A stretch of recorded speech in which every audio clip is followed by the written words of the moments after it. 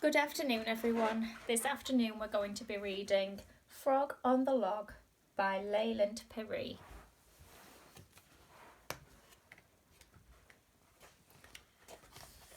Down in the woods where the river runs through, by a creaky old hut and a leaky canoe, stood a marvellous mountain of mossy old logs, which happened to house a small family of frogs. Now those frogs like to bathe in the stream in the sun, and roll in the moss, which is good froggy fun. Till one day the river rose up, and the logs were washed down the river along with the frogs. Now, frogs are good swimmers, I'm happy to say, so safely they watched their homes drifting away, as they sat in a row on the bank, except one, who drifted along on his log in the sun. "I will not abandon my home," said the frog, and he drifted along in the sun on his log. An hour passed by when the frog saw a dog as he drifted along in the sun on his log. It stood on the bank quietly having a drink in the shade of a tree, and it made the frog think. "Kind dog, I appear to need some assistance. I have drifted downstream on a considerable distance. The bank by the hut is the place that I yearn. To my friends and my family I'd gladly return." "Small frog," said the dog, "I would carry you gladly, but wood tends to splinter my mouth rather badly. So ride on my back if you like," said the dog, "but you'll have to abandon your mossy old log." "I will not abandon my home," said the frog, and he drifted along in the sun on his log. Another hour passed as he drifted along, alone on his log in the heat of the sun, when he happened to spy in a nearby bog the snout and two eyes of a mud-loving hog.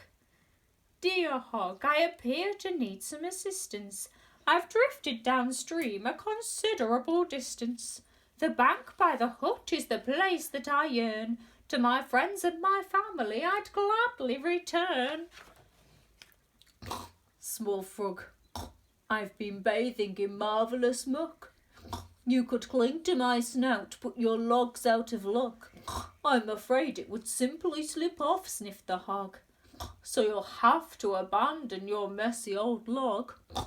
"I will not abandon my home," said the frog, and he drifted along in the sun on his log. The sun was now sizzling high in the sky, and it beat down upon the frog drifting by. Laid out on his log as the river's end loomed, at sharp jagged rocks and certain frog doom. "I wish I'd accepted the help of the dog, or hopped on the snout of the mud-loving hog," he thought when he saw at the base of those rocks the splintered remains of some mossy old logs. But what was that bobbing along in the foam? A log that was moving away from the stone. There was no time to think, and the little frog knew it. He took a deep breath, then he hopped right on to it.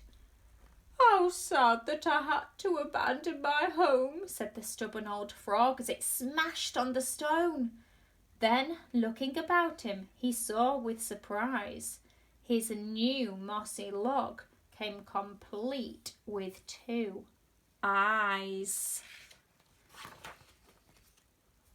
"Well, what have we here?" said the stunned crocodile, and he grinned at the frog with a wide toothy smile.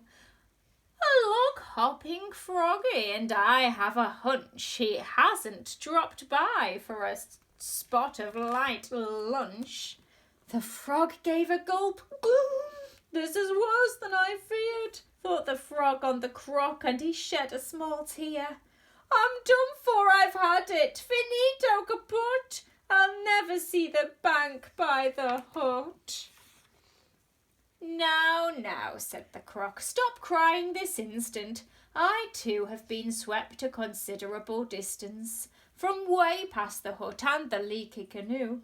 I'm heading back now. Are you coming too?" "So, Upstream they travelled, the Croc and the Frog, and they waved as they passed by the mud-loving Hog and the Dog on the bank in the shade of the tree, to arrive at the place where the logs used to be. "Thank you so kindly for taking me home," said the Frog on the Croc, now no longer alone. And he hopped from the back of the Croc to the bank. The Croc waved goodbye, then his crocky heart sank. "Nice Frog, I appear to need some assistance. You see, I lead a rather lonely existence. My home way upriver was washed away too. So, if it's okay, can I stay here with you?" And that's how we'll leave them, the greatest of friends. There's no better place for this story to end.